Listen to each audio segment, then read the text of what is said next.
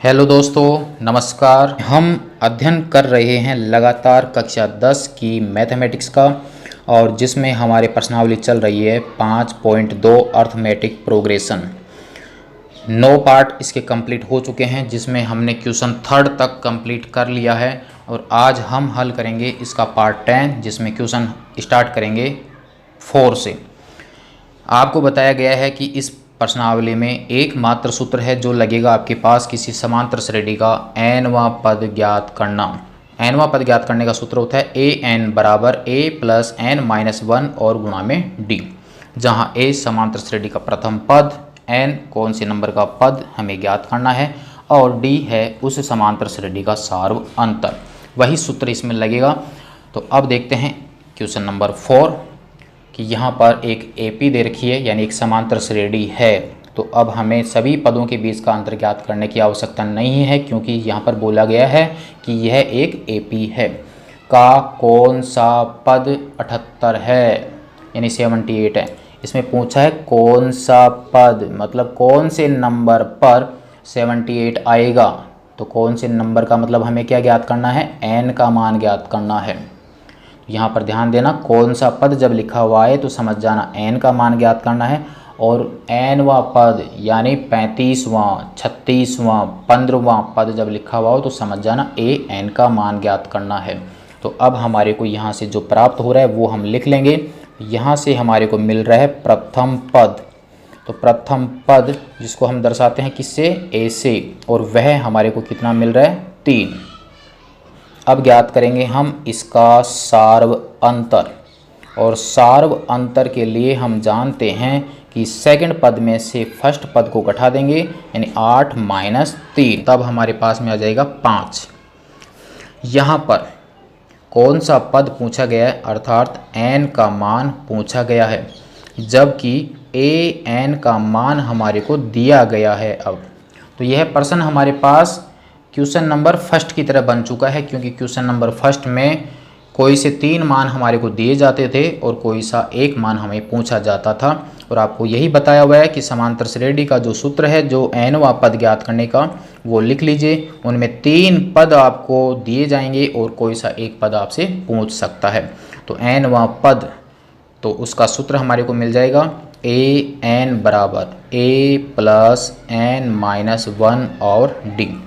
an का मान हमारे पास में है 78, a का मान हमारे पास में है 3, प्लस n हमें ज्ञात करना है और d का मान हमारे पास में है 5। तो यहाँ से an का मान 78, a का मान 3, n हमें ज्ञात करना है 1 ऐसे कैसे, और d का मान आ गया 5।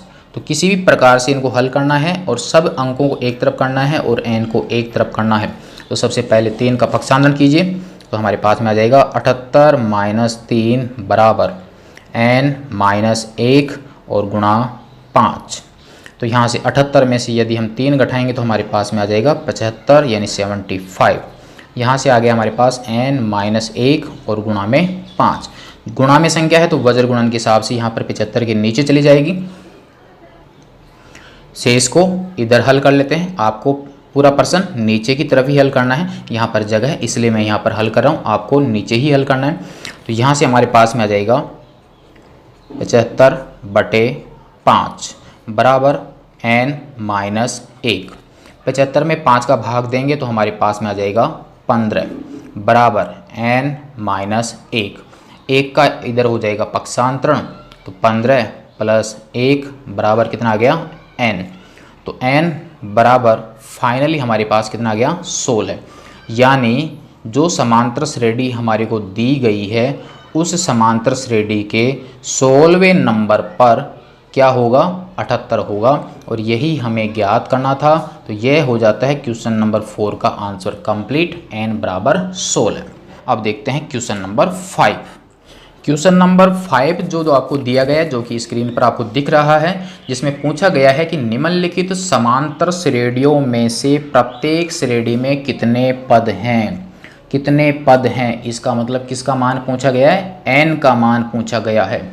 और 5 का फर्स्ट दिया गया है कि समांतर श्रेणी है 7, 13, 19 ... 205। तो 205 इस समांतर श्रेणी का अंतिम पद है, लास्ट पद है। और अंतिम पद को हम L से भी दिखा सकते हैं और AN से भी दिखा सकते हैं। इसका मतलब हमें AN का मान दिया गया है। A हमारे पास 7 है, सेकंड में से फर्स्ट को घटाएंगे या थर्ड में से सेकंड को घटाएंगे, उससे मिल जाएगा हमें D। तो इसका मतलब यह क्वेश्चन जो है वो सेम क्वेश्चन नंबर 4 की तरह ही है। तो अब हल कर लेते हैं इसको। यहाँ पर हमारे पास में आ गया प्रथम पद, और प्रथम पद A बराबर हमारे पास में कितना है 7। फिर ज्ञात कर लेंगे हम इसका सार्व अंतर।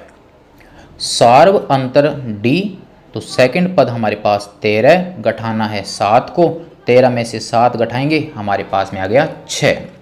हमें ज्ञात करना है N का मान, और AN या इसको L से भी दर्शा सकते हो, लास्ट पद है, और वो हमारे पास में कितना आ जाएगा 205, जो कि प्रश्न में दिया गया है। सूत्र वही लगेगा कि चूंकि Nवां पद किसका, समांतर श्रेणी का, और उसका सूत्र है AN बराबर A प्लस N-1 और D। सेम क्वेश्चन 4 की तरह ही करना है।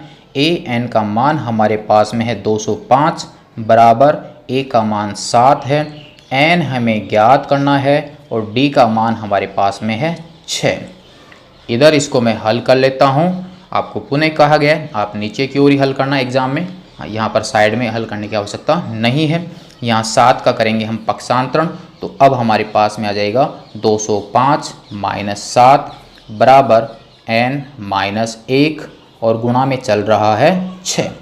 205 में से घटाना है हमें 7 को, तब हमारे पास में आ जाएगा 198 यानी 198, और यहाँ पर आ जाएगा N माइनस 1 और गुणा में 6।